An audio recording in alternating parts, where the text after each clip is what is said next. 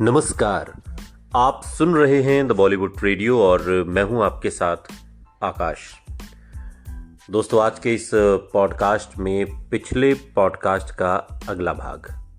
पिछले पॉडकास्ट में हमने आपको सुनाया था कि किस तरीके से अमिताभ बच्चन के अचानक से जंजीर के बाद इंडियन सिनेमा के फलक पर आने के बाद राजेश खन्ना के सितारे गर्दिश में जाने लगे। अब वो खुद भी इस बात को स्वीकार करने लगे थे कि कहीं ना कहीं अब इंडस्ट्री में अगला सुपरस्टार तैयार हो गया है। और एक तरीके से अचानक से जो लाइमलाइट राजेश खन्ना के इर्द गिर्द रहती थी, अब उस पर अमिताभ बच्चन का कब्जा हो गया था। और अब राजेश खन्ना कुछ ऐसा चाहते थे कि अचानक से सारी दुनिया की मीडिया उनकी तरफ खिंची चली आए, और ऐसा हुआ भी। असली राजा राजेश खन्ना के अंदाज में उन्होंने तय किया कि देश के सबसे बड़े सितारे की शादी की खबर से ज्यादा नाटकीय और कुछ नहीं हो सकता। और उन्होंने एक छोटी एक्ट्रेस जो उनसे आधी उम्र की थी, उससे शादी का फैसला कर लिया। अंजू के साथ उनका रिश्ता मुश्किल दौर से गुजर रहा था। रातों रात मिली उनकी कामयाबी ने प्रेमियों के बीच संतुलन को बिगाड़ दिया था और वो काफी लड़ने लगे थे। एक अंजू ही थी जिस पर राजेश खन्ना की हैसियत में बदलाव का असर नहीं हुआ था। उसके लिए वो वही जतिन थे जो शुरुआती थिएटर के दिनों में थे। अफवाहें थी कि राजेश खन्ना कुछ समय से शादी करना चाह रहे थे, लेकिन अंजू बस जाने के लिए तैयार नहीं थी, जिससे रिश्तों में खटास आ गई और रोज की कहासुनी की वजह से वो रोज अलग हो जाते और एक दिन राजेश खन्ना ने हमेशा के लिए चले जाने का फैसला कर लिया। वो घर वापस आए तो डिंपल के पिता चुन्नीलाल कपाड़िया को आशीर्वाद, जो उनका घर था, बंगला था, आशीर्वाद में अपना इंतजार करते पाया। डिंपल कपाड़िया के जो पिता थे चुन्नीलाल कपाड़िया थोड़े बहुत तो परिचित थे, और राजेश खन्ना को खराब मूड में देखकर उन्होंने पूछा भी कि क्या सब ठीक तो था। कहते हैं कि राजेश खन्ना ने अपनी बस जाने की ख्वाहिश जताई, जिस पर चुन्नीलाल कपाड़िया ने अपनी बेटी का नाम सुझाया। और राज कपूर द्वारा उनके पुत्र ऋषि कपूर के साथ फिल्म बॉबी, जो कि साल 1973 की बहुत बड़ी सुपरहिट फिल्म हुई थी, जिसने रातों रात डिंपल को एक तरीके से बहुत बड़े फलक पर लाकर उतार दिया था, जो इंडियन सिनेमा में अपने आप में एक इतिहास है पॉपुलैरिटी के मामले में।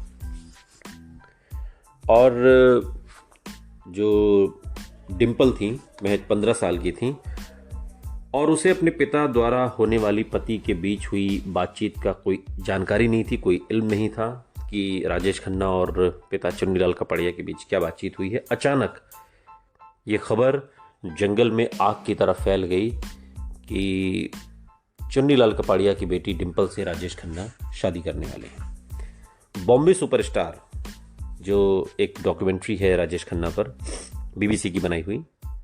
बॉम्बे सुपरस्टार में देवयानी चौबल खुलेआम ये कहती हैं कि राजेश खन्ना ने उसे आधी रात को फोन करके कहा कि वो सदी की सबसे सनसनीखेज खबर सबसे पहले उसे देंगे।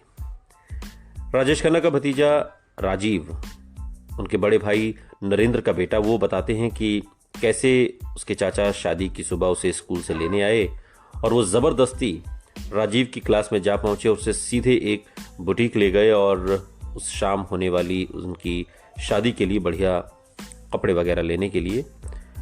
और राजीव कहते हैं कि मैं यकीन नहीं कर पाया कि वो शादी कर रहे हैं और उनसे पूछता रहा कि क्या वाकई ऐसा है।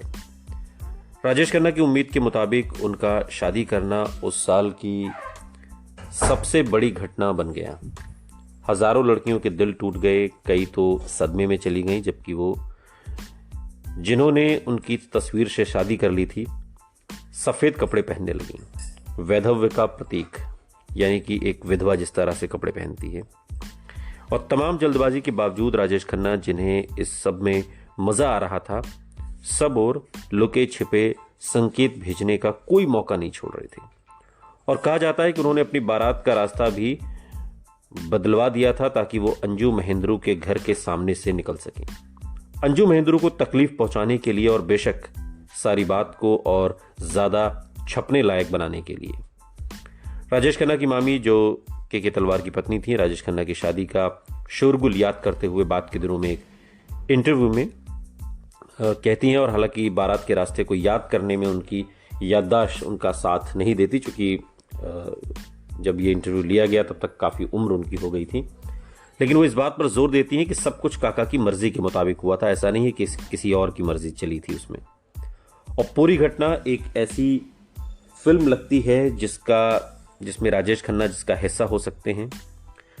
राजेश खन्ना ने देवयानी चौबल को बताया कि उन्हें डिंपल से उस वक्त प्यार हो गया जब उन्होंने उसे समंदर में डूबने से बचाया,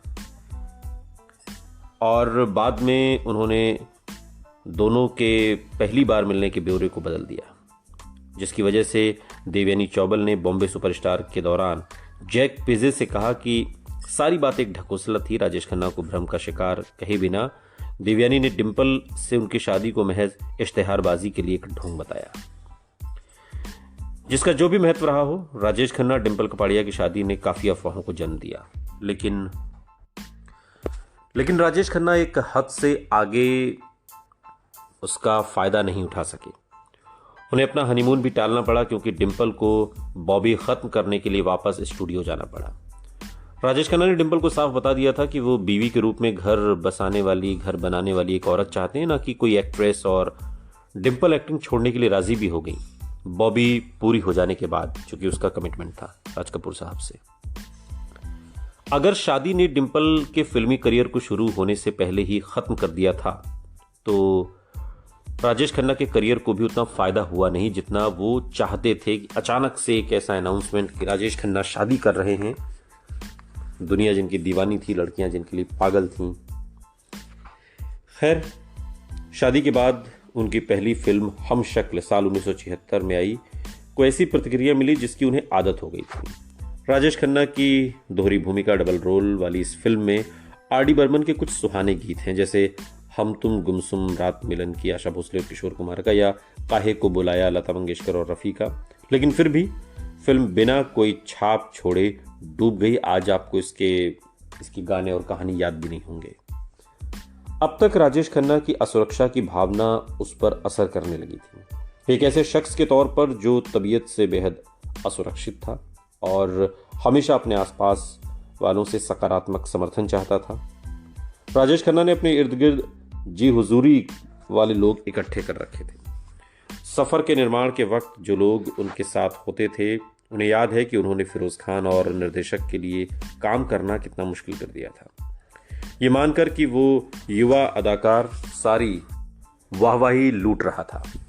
सलीम खान को एक घटना याद है जब गुस्से में राजेश खन्ना उन्हें मिलने आए और उनसे उस इंटरव्यू की कैफियत मांगते हुए जो उन्होंने एक पत्रिका को दी थी, और उस वक्त के चोटी के सितारों के बारे में पूछे जाने पर सलीम खान ने कहा कि संजीव कुमार सबसे बढ़िया अदाकारों में से एक हैं। राजेश खन्ना को ये पसंद नहीं आया और सलीम खान को राजेश खन्ना का महबूब स्टूडियो में आना और उनको बुला भेजना आज भी याद है। और उन्होंने एक इंटरव्यू में कहा भी कि मैं उन्हें मिलने गया तो उन्हें हाथ में मैगजीन पकड़े हुए अपनी कार के बोनेट पर बैठे पाया। सलीम खान को सीन पूरी तरीके से याद है। राजेश खन्ना ने पूछा क्या उन्होंने सच में संजीव कुमार को सबसे बढ़िया अदाकारों में से एक बताया था, और हक्के बक्के रह गए थे जब लेखक ने माना कि उनसे कहा था।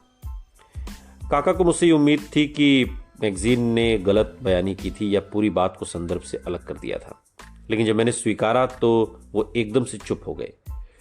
कुछ देर बाद राजेश खन्ना ने पूछा कि क्या कुमार उनसे, यानी कि संजीव कुमार उनसे बेहतर थे। सलीम खान ने कहा कि जवाब भूमिका पर निर्भर करता है, मगर राजेश खन्ना ने ये जानने की जिद थी कि दोनों में से बेहतर कौन था, यानी कि राजेश खन्ना ये जानना चाहते थे कि उनसे और संजीव कुमार में सबसे बेहतर आपको कौन लगता है। सलीम खान कुछ नहीं बोले और अंत में राजेश खन्ना ने जाने से पहले खामोशी से सिर्फ सिर हिलाया। सलीम खान आज तक उस हादसे को भुला नहीं पाए और कहते हैं कि काका बेहद असुरक्षित थे और बहुत ज़्यादा हक जमाने वाले थे। उन्होंने और लोगों के साथ काम करने के हमारे फैसले को एक तरह का धोखा माना, एक ऐसा धोखा जो हमने उन्हें दिया नहीं था, लेकिन वो मानते थे कि हमने दिया है। सुनते रहिए द बॉलीवुड रेडियो, सुनता है सारा इंडिया।